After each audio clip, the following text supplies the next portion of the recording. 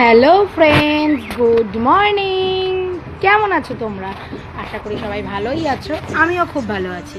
তো দেখো, আজও চলে এসেছি একটা আর্লি মর্নিং নিয়ে। তো যেহেতু আমি সকালবেলা রোজ আমার ডিউটি মর্নিং ওয়াকে যেতে হবে, তাই আমিও তাড়াতাড়ি করে উঠে তোমাদের সুন্দর সুন্দর একটা ভিউ দিয়ে দিলাম। যাই হোক, তারপর আমি রেডি হয়ে বেরিয়ে পড়লাম আমার যে কাজের জন্য আমি উঠে পড়ি তাড়াতাড়ি সেই কাজ করতে। তো দেখতে থাকো তোমরা, আর আমার জানলা থেকে ভিউটা কেমন হয় তোমরা অবশ্যই জানো। প্রতিদিন এটাই আমার ভিউ থাকে, ফার্স্ট ভিউ। যাই হোক, দেখো 5টা সাড়ে 5টার দিকে তো রাস্তা পুরো ফাঁকাই থাকে, কেউই নেই। যাই হোক, আমি হেঁটে চলে আসলাম। আসার পর বাবাইকে তুললাম, কিন্তু ওর চোখে এখনও ঘুম, ও ঠিক করে তাকাতে পারছিল না। আর এক দৃষ্টিতে দেখো ক্যামেরার দিকে তাকিয়ে আছে। ওকে যে আমি ওর সাথে যে কথা বলছো সেইভাবে রিয়াকশানই দিচ্ছি না, পরে বুঝতে পেরেছি। যাই হোক, তারপর আমি চাটা খেয়ে নিলাম।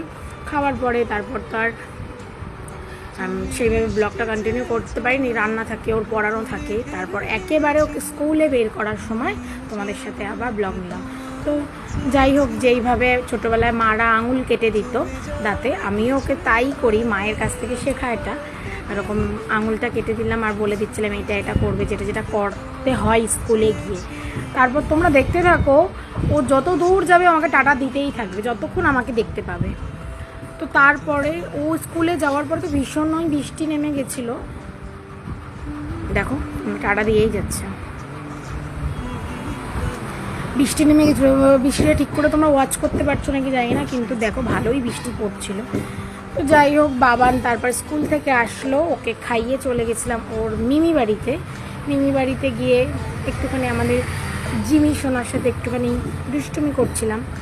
জিমি কিন্তু ভীষণই দুষ্টু, দেখো ওর দাদাভাইয়ের হাতে হাত দিচ্ছে, কিন্তু ওর মিমির হাতে আর হাত দেবে না। আমি হাত পাতবো, দেখো আবার একটা হাত তুলে দিচ্ছে ওর হাতে দেওয়ার জন্য। কীরকম দুষ্টু দেখো না, আমি বাঁধবো আমাকে ইগনোর করছিল, দিয়েছে পরে হাত, কিন্তু অনেকক্ষণ ইগনোর করেছে আমাকে জিমি সোনা। দেখো আমি হাত, ওর হাতে হাত দেবে।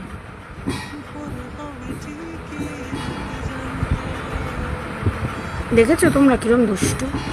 যাই হোক, তারপর দিদি বাড়ি থেকে একটু আদর ফাদর করে চলে আসলাম। তখন বেশ ওয়েদারটা খুব ভালো ছিল।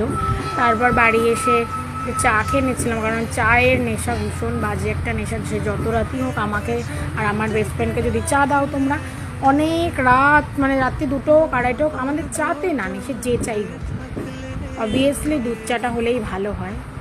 তো যাই হোক, ওকে একটু পড়িয়ে নিচ্ছিলাম। পড়িয়ে নেওয়ার পর দেখো তো তোমরা বাবানের হ্যান্ডরাইটিংটা কেমন হয়েছে, তোমরা কিন্তু সবাই জানিও। আর ব্লগের মধ্যে তোমাদের কোনটা ভালো লাগলো অবশ্যই কমেন্ট করো।